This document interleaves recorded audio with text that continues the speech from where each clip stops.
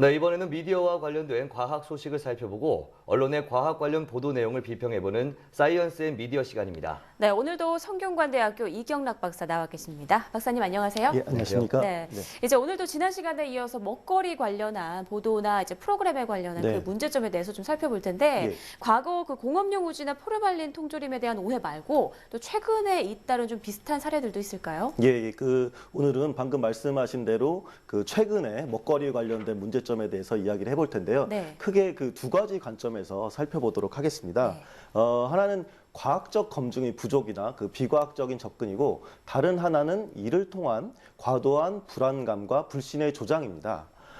먼저 과학적 검증 부족에 대해서 말씀을 드리자면, 우선 식품의 유해성을 검증함에 있어서 잘못된 실험을 실시하는 경우 이런 것들을 들 수 있습니다. 네. 예를 들어서 과거 먹거리 엑스파일에서 인공 조미료를 넣은 김치찌개와 그 관련된 실험을 했었는데, 그 실험군과 대조군의 수는 똑같이 이렇게 조절을 했지만 그 외의 변인들은 통제를 하지 않았습니다. 그래서 그렇게 결론을 내기도 했는데, 이 실험은 인공 조미료를 넣은 김치찌개를 먹으면 이후에 물을 많이 마시게 되었다, 이런 결론을 유도했는데요. 짠 김치찌개지만 조미료가 많이 들어있어서 맛있게 다 먹은 집단, 그리고 맛있다는 느낌이 적어서 일부 남겨놓은 집단이 마신 그 물의 양을 비교하는데, 그 실험 설계 자체가 좀 오류가 있었던 것이죠. 네. 정말 어이없는 실험 결과네요. 이렇게 먹거리 실험이 비과학적으로 설계된 이유는 무엇일까요? 예, 시청자 여러분도 기억하시겠지만 예전에 그 MBC 그 메인 뉴스에서 갑자기 PC방 전원을 꺼서 뭐 게임의 폭력성을 실험하는 그런 웃지 못할 좀 보도가 있었습니다. 네, 그렇죠. 이는 이후에 한참 동안 개그 소재가 되기도 했었는데요.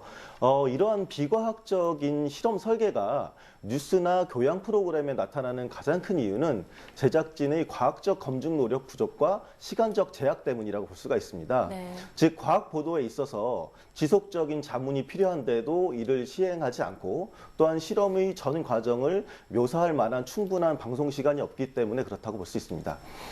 그러나 마치 제대로 과학적 검증을 한 것처럼 그렇게 제작된 프로그램 같은 경우에는 그 신뢰도 측면에서 위험비어보다도 훨씬 위험할 수가 있습니다. 네, 그리고 또 때로는 결론을 미리 설정을 해놓고 거기에 네, 맞는 그렇죠. 것들을 찾아가는 경우도 있는 것 같아요.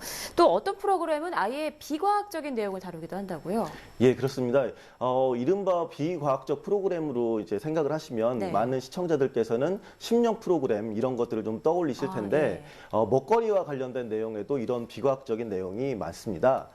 한 예로 지난 2012년 9월경에 방송된 먹거리 엑스파일을 들 수가 있는데, 방송에서는 먹거리에 긍정적인 말을 했을 때와 부정적인 말을 했을 때 각기 다른 상태로 변한다, 이렇게 얘기를 했었거든요. 네. 이 내용은 물은 답을 알고 있다라는 그 책을 통해서 한 일본인 유사과학자가 주장하고 있는 내용인데, 네. 사실 뭐 과학적으로 뭐 거의 검증되지 않은 사건입니다. 물론 UFO나 뭐 기의 힘 이런 것 같은 그런 유사과학 형태도 과학의 연구 영역 하나로서 필요하긴 하지만, 충분히 검증되지 않은 내용을 마치 과학적 사실인 것처럼 호도하는 것은 문제가 있습니다. 과학 실험이나 논문에 있어서 가장 중요한 점은 신뢰성과 타당성으로 다른 과학자들도 동일한 방법으로 실험하면 같은 결론을 낼 수 있게끔 이렇게 하는 것이 중요하기 때문입니다. 네, 이런 먹거리 프로그램의 또 다른 문제점이 과도한 어떤 이 불안감과 공포심 조성에 있지 않습니까? 예.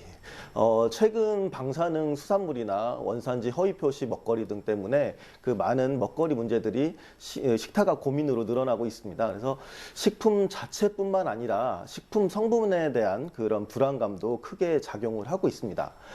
그중에 최근에 다시 또 이슈가 되고 있는 대표적인 사례가 이른바 화학 조미료라고 불리고 있는 MSG에 대한 걱정입니다. 네, 한동안 이 MSG가 굉장히 부적절한, 부정적인 걸로 인식이 되면서 MSG를 사용하지 않는 식당에 대한 또 뭐 이런 재조명이 이루어지기도 했었는데요. 예. 사실 이게 정말 몸에 좀 해로운 성분인가요? 일단 음식을 다루는 과학과 관련된 분야를 생각해 보면 네. 쉽게는 뭐 식품 영양학, 뭐 의학 등을 떠올리실 겁니다. 그런데 실제 음식이 우리 몸에 작용하는 과정과 그 맛의 특성은 화학이나 혹은 분자생물학적 관점에서 보아야 한다. 뭐 이런 이야기들이 있습니다. 네. 즉 미각이 혀를 통해서 뇌에서 그 처리되는 그 과정 이런 것들을 알려면 결국에는 분자나 세포 수준으로 환원해서 보아야 한다는 것입니다.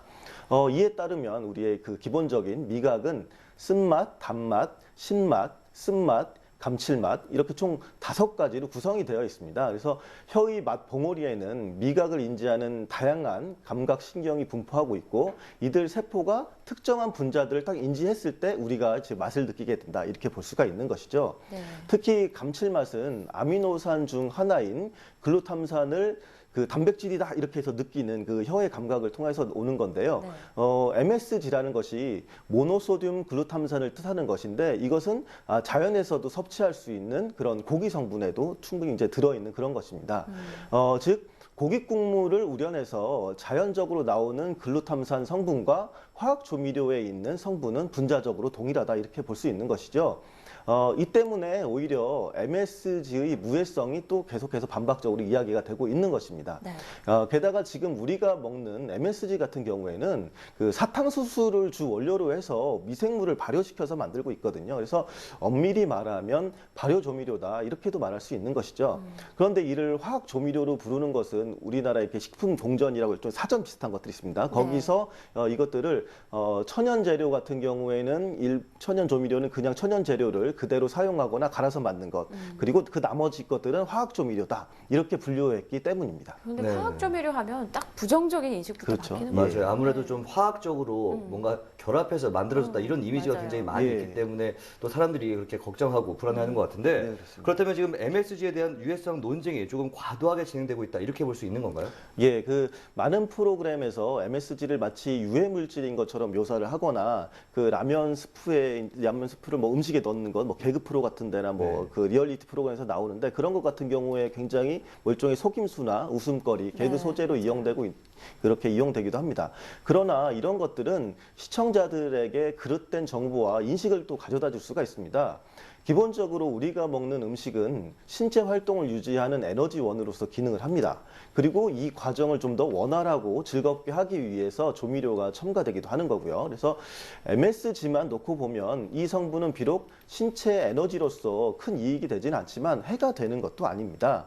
오히려 어떻게 보면 이에 대한 불안이 심리적인 스트레스로 작용할 때 문제가 될 수 있다 이렇게도 봅니다. 네. 이것이 이제 방송 프로그램에서 과학성이라는 것이 단지 실험의 재현뿐만 아니라 그 사회적 차원에서 중요한 이유이기도 합니다. 네, 사실 이 방송이 시청자들의 그 무의식 중에 선입견이나 좀 잘못된 인식을 심어주는 경우가 굉장히 많지 네. 않습니까? 먹거리는 또 우리의 건강과 직결되는 만큼 좀 더 신중하게 방송을 해야겠다는 생각이 드네요. 예. 네, 오늘 말씀 고맙습니다. 네.